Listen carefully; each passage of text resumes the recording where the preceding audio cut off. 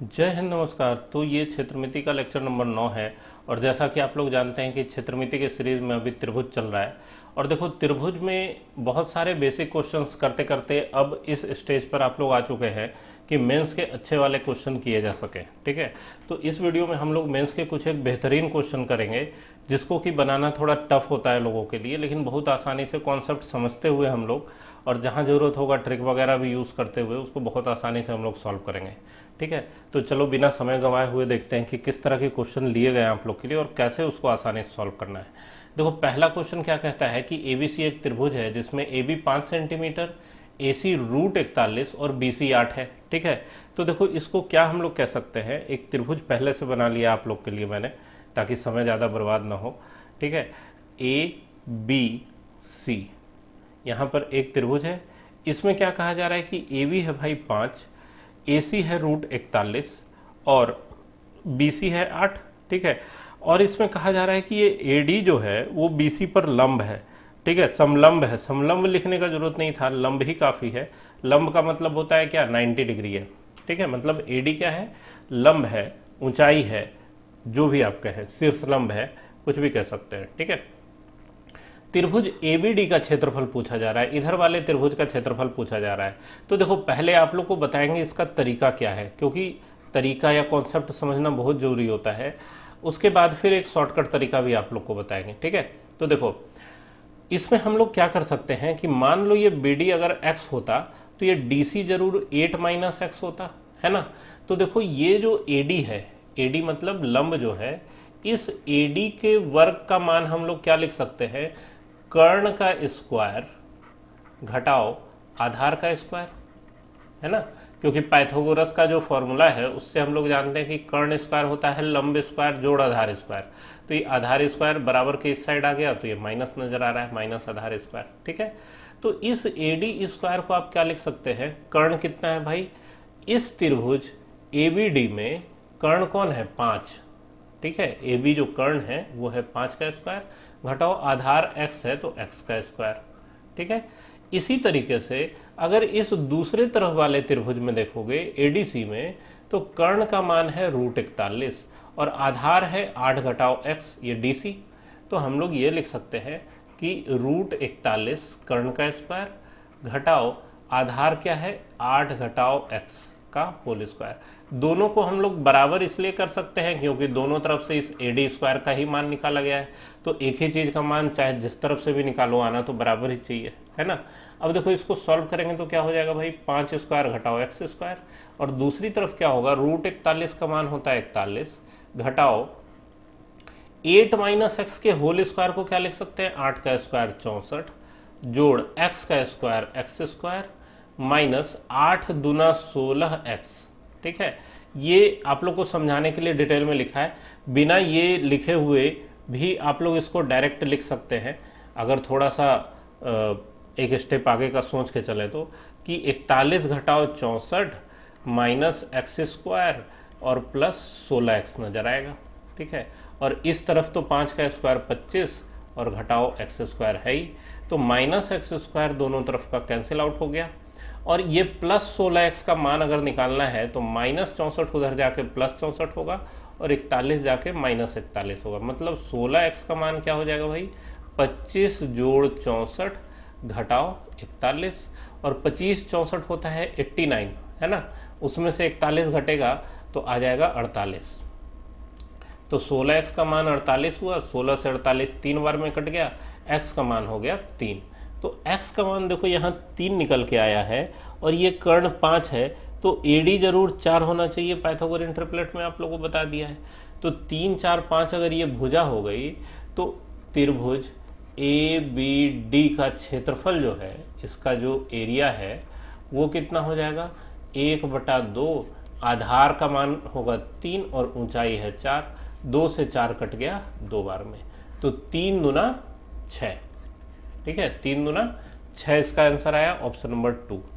आ गया बात समझ में। लेकिन देखो ये तरीका काफ़ी लंबा चौड़ा हुआ, कैलकुलेटिव हुआ। अब देखो हम जो कहने जा रहे हैं वो सुन के हो सकता है कि आप लोग को लगे कि ना ना सर ऐसे कैसे, ये तो आप मतलब बहुत ही अलग बात बोल रहे हैं, ये तो हजम नहीं हो रहा। ठीक है, ऐसे कैसे हो जाएगा, आपका कहना ये गलत है, ऐसा आपके मन में विचार आ सकता है। लेकिन मेरे भाई, मेरा ये कहना है कि practice makes a man perfect. ये सुना होगा कहावत आप लोगों ने कहीं ना कहीं, ठीक है, और ये बिल्कुल भी गलत नहीं है, ठीक है। इसलिए गलत नहीं है क्योंकि जितना आप प्रैक्टिस करते हैं आपका एक्सपीरियंस बढ़ता है, और एक्सपीरियंस से आपको बहुत कुछ पता चल जाता है बिना सॉल्व किए हुए, ठीक है, बिना पूरा मेहनत किए हुए आप अपने एक्सपीरियंस के आधार पर चीज़ों को कर पाते हैं, ठीक है।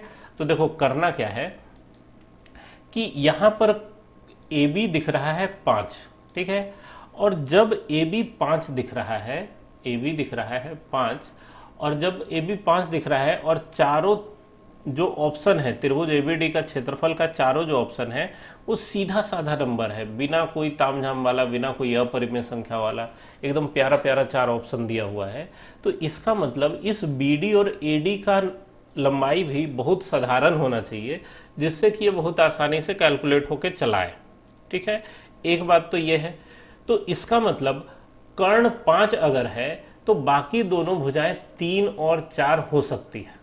हम ये नहीं कहते हैं कि हमेशा 3 4 ही होगी। कोई भी समकोण त्रिभुज है तो उसका कर्ण 5 अगर है तो उसकी बाकी 2 भुजाएं कुछ और भी हो सकता है √5 हो जाए, ठीक है, हो सकता है, बहुत तरह की संभावनाएं बनती है, जरूरी नहीं है कि 3 और 4 ही होगा, ठीक है। लेकिन जब इतना साफ सुथरा आंसर आना है, बिना रूट वाला आना है, और हम लोग को एक पाइथागोरियन ट्रिपलेट ये कई बार बताया जा चुका है, पढ़ाया जा चुका है, आप लोगों को पिछले लेक्चर में मिल जाएगा, तो हम लोग क्यों नहीं इसको एक बार ट्राई करके देखें, हो सकता है कि मामला फिट बैठ जाए। जो जान रहे हैं हम लोग इजी तरीका, उसको इस्तेमाल करने में हर्ज क्या है। तो अगर 3 4 5 हम लोग लेंगे तो क्षेत्रफल 1/2 गुने आधार 3 गुना ऊंचाई 4 होगा, और 2 से 4 कट जाएगा 2, और 3 गुना 6 हो जाएगा। फिर आप कहेंगे कि सर आंसर तो आ गया, लेकिन भरोसा कैसे होगा कि ये 3 4 5 ही सही है और इसका 6 ही आंसर आएगा, हो सकता है कुछ भी हो। तो भाई आप थोड़ा सा एफर्ट और कर सकते हैं। अगर बी डी 3 हुआ तो ये डी सी का मान जरूर 8 घटाओ 3 5 होगा, और ये 4 माना हुआ है तो इस 4 का वर्ग होता है 16 और 5 का वर्ग होता है 25, और ये 16 और 25 जोड़ के 41 नजर आ रहा है, जो कि इस AC का वर्ग है, √41 का वर्ग है 41। तो इसका मतलब इसका मान जो 3 4 लिया जा रहा है 100% सही है। पहली बात तो ये। और दूसरी बात ये कि ये जो 4 ऑप्शन है, ये त्रिभुज ABD का क्षेत्रफल 1/2 आंसर आ चुका है, ठीक है, ट्रिक खत्म हो चुका। अब हम कुछ और भी बताने जा रहे हैं। देखो मेरा ये, आप शुरू से अगर फॉलो कर रहे होंगे लेक्चर को तो आपको थोड़ा सा ये समझ में आ गया होगा कि हम एक क्वेश्चन को बस आंसर लाके छोड़ देना नहीं चाहते हैं, उससे रिलेटेड जितने तरह की संभावनाएं बनती है सब कुछ आपको सिखा देना चाहते हैं, ताकि किसी भी तरह का चीज़ आपके सामने आए एग्जाम में तो छोटे नहीं। कॉन्सेप्ट क्लियर करना इसी को तो कहते हैं। देखो बच्चों, इस तरह का ट्रिक है, ये फॉर्मूला लगा दो आंसर मिल जाएगा, बस इतना सा करना है, कुछ भी नहीं करना है, ये सब तो बहुत बेवकूफ़ बनाने के तरीके हैं, ठीक है। आप एक क्वेश्चन को उस फिक्स ट्रिक पे बना लगे, लेकिन फिर आपको अगर दूसरे तरह का क्वेश्चन मिलेगा तो फिर फंस जाएंगे। मैथ सीखने का मतलब उसका कॉन्सेप्ट सीखना, मैथ को रटंत विद्या बनाने से कोई फायदा है नहीं, ठीक है, ये हम कई बार बता चुके हैं। तो इसलिए समझिए, सीखिए। मैथ से प्रेम तभी होगा, प्यार होगा किसी से तभी जब आप उसकी हर गहराई को समझ सकेंगे, ठीक है, उसके मन में उतर सकेंगे। तो इसलिए देखो हम लोग यहाँ पर क्या कर सकते हैं, 1/2, और त्रिभुज एबीडी का क्षेत्रफल निकालना है तो 1/2 गुना BD गुना AD करना होगा, और ये त्रिभुज ABD का क्षेत्रफल है, ठीक है, ये क्षेत्रफल है त्रिभुज ABD का। तो हम लोग ये कह सकते हैं कि भैया BD गुना AD बराबर इस क्षेत्रफल का डबल होना चाहिए, 2 त्रिभुज ABD भी होना चाहिए। मतलब कि हम लोग को ये जो 4 ऑप्शन दिया हुआ है यहाँ पर, उसका दुगना करने पर BD गुना AD मिलना चाहिए। आ रहा है बात समझ में हम क्या कहना चाह रहे हैं, ठीक है, दुगना करने पर BD गुना AD मिलना चाहिए, ठीक है। तो देखो पहला वाला ऑप्शन है 12, और 12 का दुगना होता है 24, ठीक है। तो 24 कैसे आएगा, अगर BD AD 6 और 4 होगा तब आ सकता है, लेकिन 6 और 4 इसलिए फिट नहीं होगा क्योंकि कर्ण 5 है, तो बाकी के 2 भुजाओं में से 6 बन कैसे सकता है, संभव ही नहीं है। बाकी दोनों भुजा 5 से कम होना चाहिए, यहाँ 5 से कम का कोई संभावना बनता नहीं है। आप 2 गुना 12 करें तो भी नहीं बनता है, 8 तिया 24 करें तो भी नहीं बनता, 5 से कम आना चाहिए दोनों भुजा। 6 है यहाँ पर ऑप्शन, 6 दूना 12, ये 12 जो है इसी को हम लोग 3 गुना 4 लिख सकते हैं, और ये 3 और 4 दोनों कर्ण से छोटा नजर आ रहा है, 5 से छोटा नजर आ रहा है बात समझ में। जब 10 लेंगे तब भी नहीं होगा, 10 दूना 20 होता है, 20 में अगर 4 5 लोगे तो 4 पचे 20 तो हो जाएगा, लेकिन फिर ये समद्विबाहु त्रिभुज बनने लगेगा। समद्विबाहु का बात है नहीं, 20 तो होगा ही नहीं, जब 12 नहीं होगा तो 20 कहां से होगा। आया बात समझ में। तो ये भी एक तरीका है जिससे आप सोच सकते हैं। तो चलो अगले क्वेश्चन पे बढ़ते हैं। अब क्या है, देखो क्या कहा जा रहा है कि पी क्यू आर एक त्रिभुज है जिसका क्षेत्रफल 180 सेंटीमीटर स्क्वायर है। ये पी क्यू आर एक त्रिभुज है, इसका क्षेत्रफल 180 सेंटीमीटर स्क्वायर है, और एस जो है कोण पी क्यू पी आर मतलब ये ऊपर वाले कोण का समद्विभाजक है। ठीक है, कोण का द्विभाजक है, द्विभाजक मतलब समद्विभाजक, मतलब अगर इधर x है तो इधर भी x एंगल बना रहा है। ठीक है, तो देखो कोण समद्विभाजक का नियम क्या होता है, कोण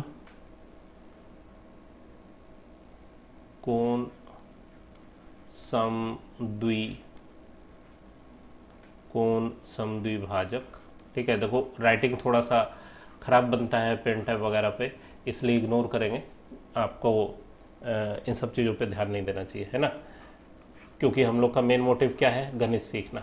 और गणित में ऐसे भी कहा जाता है कि राइटिंग का बहुत वैल्यू नहीं है। हम लोग जब बचपन में पढ़ते थे तो मैथ के टीचर राइटिंग का नंबर कभी नहीं काटते थे, आंसर सही आना चाहिए, प्रोसेस सही होना चाहिए।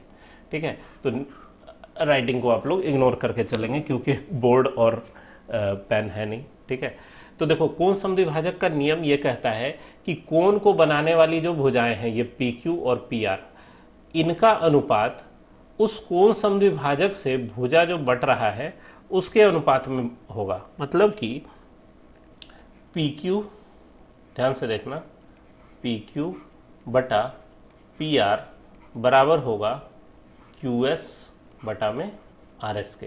ठीक है, और देखो ये पी क्यू और पी आर का अनुपात दिया हुआ है कितना, 2:3।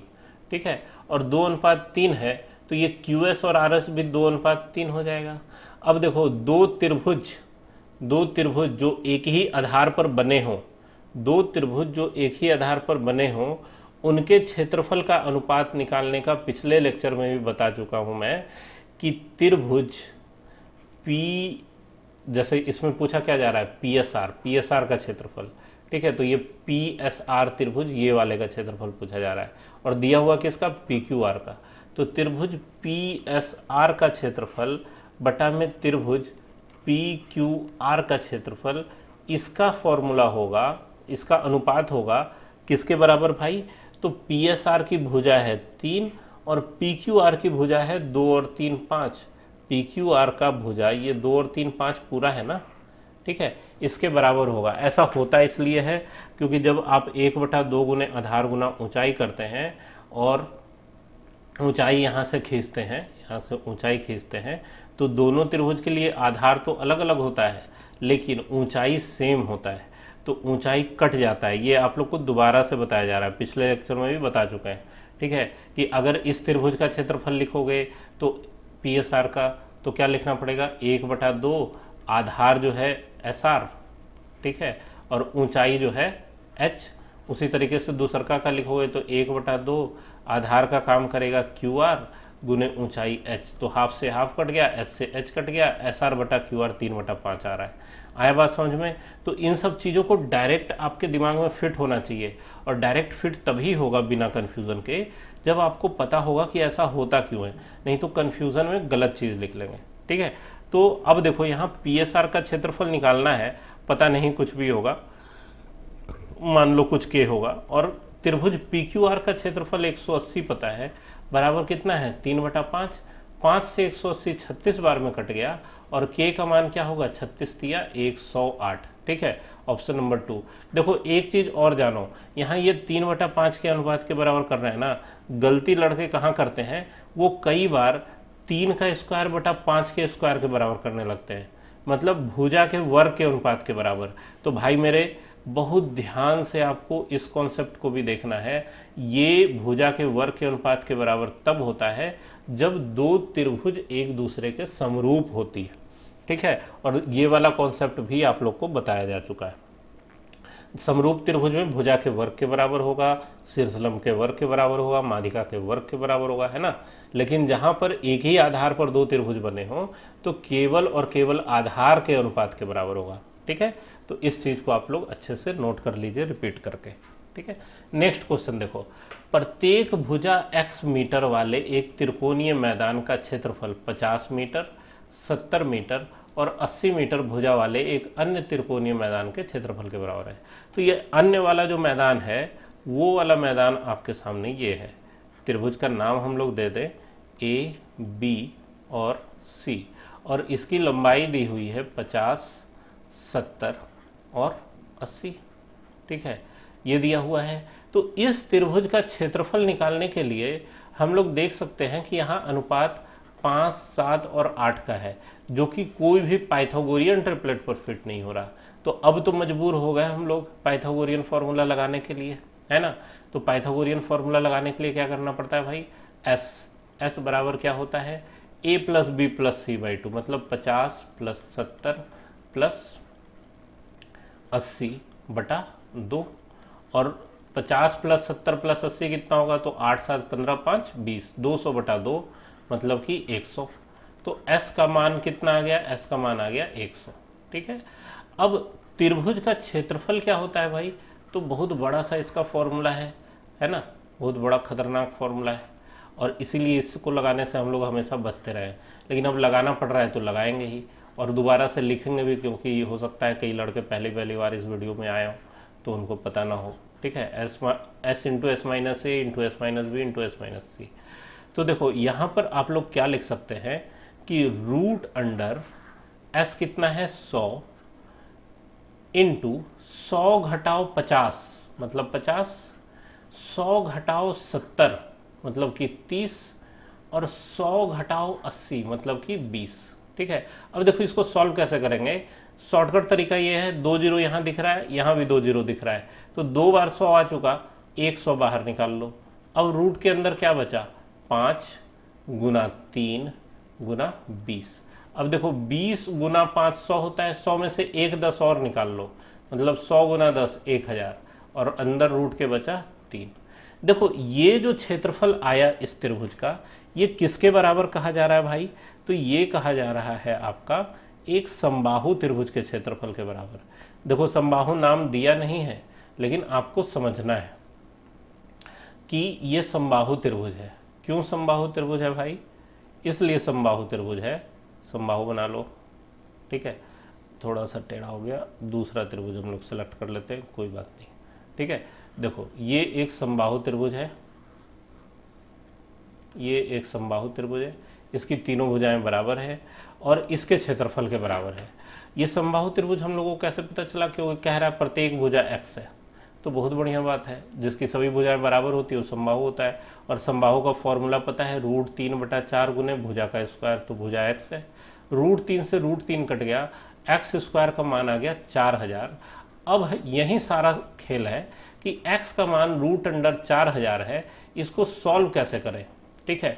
और देखो यहाँ पर काफी क्लोज आंसर है, ठीक है, तो हम लोग को मान निकालना पड़ेगा, मजबूरी है। और √4000 को आप लोग लिख सकते हैं क्या, 400 गुना 10, √400 को लिख सकते हैं 20, और यहां पर नजर आया √10, ठीक है। आगे बात समझ में। अब देखो 20 √10 निकालना है, तो एक बात तो ये है कि भाई √10 तक का तो मान आपको याद होना चाहिए, है ना। 30 तक का वर्ग, 30 तक का घन, 25 तक का पहाड़ा और 10 तक का वर्गमूल, इतना तो आपको याद करके जाना होगा। आपके तर्कस में इतने तीर होने चाहिए कि जिसका जरूरत हो उसी को छोड़ें सीधा।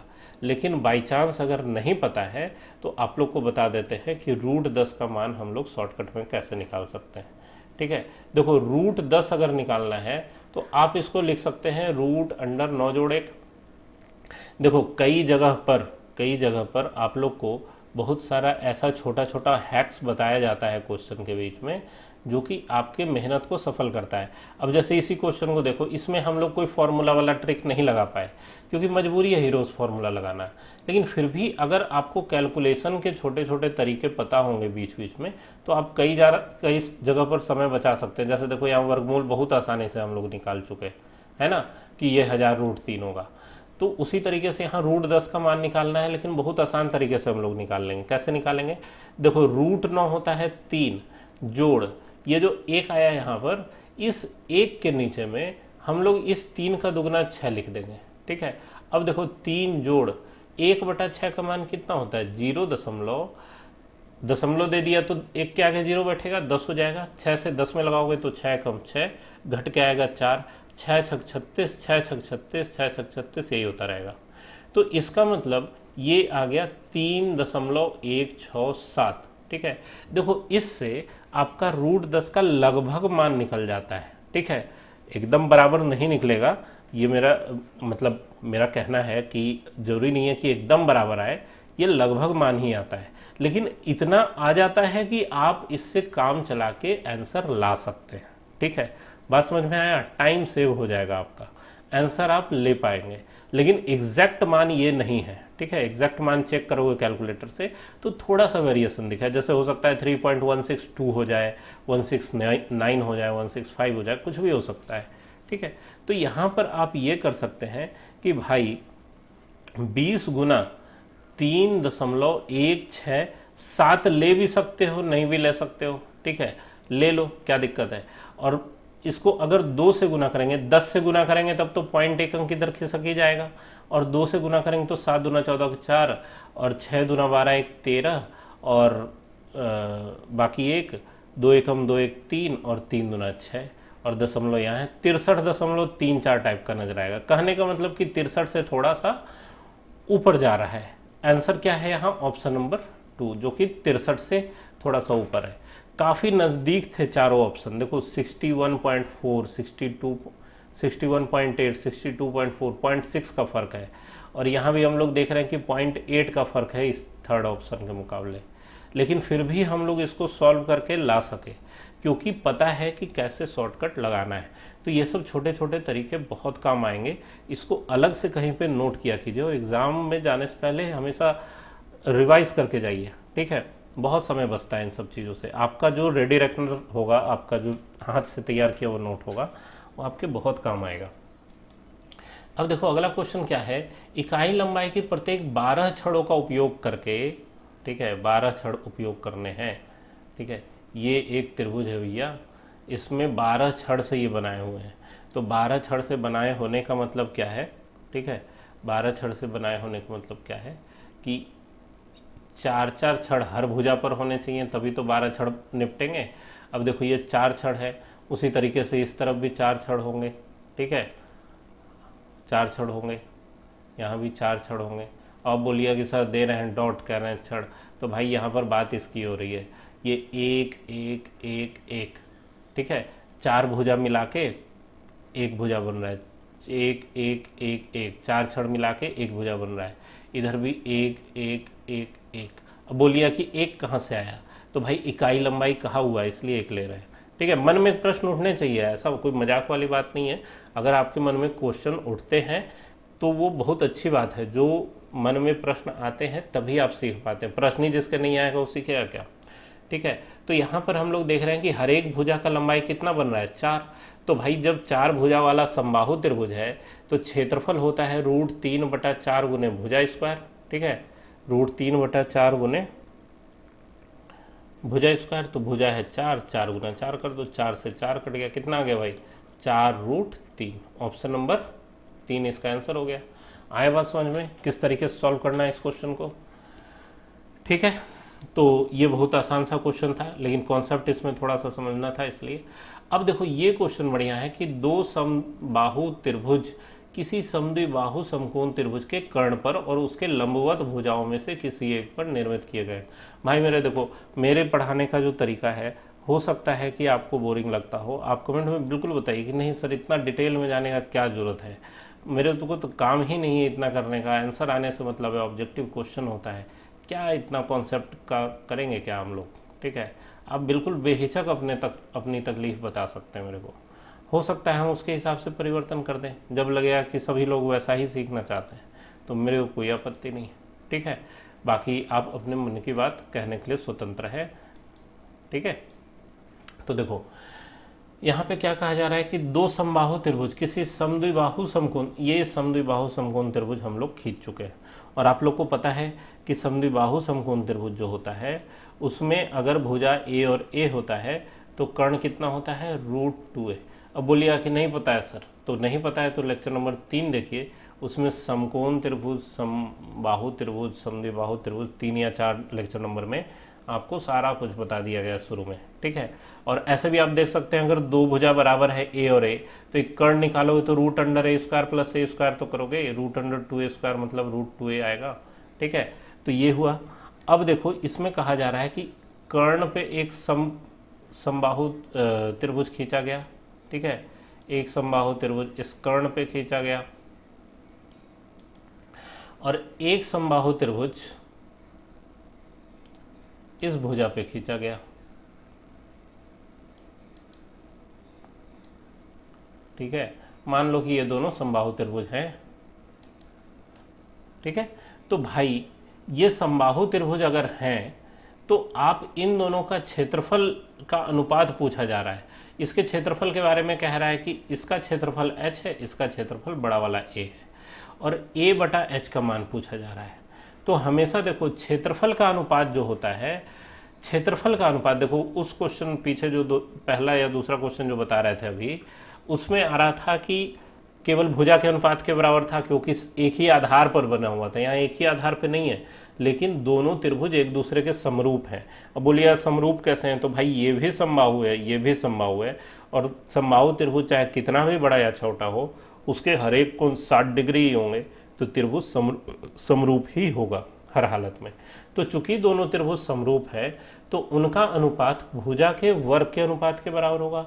और पहला वाला का भुजा अगर स्मॉल a है तो स्मॉल a का स्क्वायर, दूसरे वाले का भुजा √2a है तो √2a का स्क्वायर। जरूरी नहीं है कि आप पूरा इस समबाहु त्रिभुज का क्षेत्रफल लिखें फिर इसका क्षेत्रफल लिखें तब अनुपात करें। अगर आपको कॉन्सेप्ट पता है तो चुटकी बजाते के साथ आंसर नजर आ जाएगा, ठीक है। यहाँ a² कट गया, क्या आंसर नजर आया भाई, 1:2। आंसर हो गया ऑप्शन नंबर 2। तो उम्मीद है समझ में आया होगा। देखो कॉन्सेप्ट सीखते हुए जब बनाओगे तो भूलोगे नहीं, परीक्षा में ट्रिक आपको धोखा नहीं देगा। मेरा कहना बस इतना है कि ऐसी चीजें पढ़िए जिससे आपको धोखा ना हो। कोई एक स्पेसिफिक क्वेश्चन के लिए एक फॉर्मूला तोड़ मड़ोड़ के अगर बना दिया जा रहा है तो वो गलत है, वो मैथमेटिक्स पढ़ने का तरीका है नहीं। मैथमेटिक्स बिना कॉन्सेप्ट के अपाहिज है, ठीक है। तो कॉन्सेप्ट को सीखिए और मैथमेटिक्स पढ़िए, पढ़ते रहिए, मेहनत करते रहिए। मिलते हैं नेक्स्ट वीडियो में।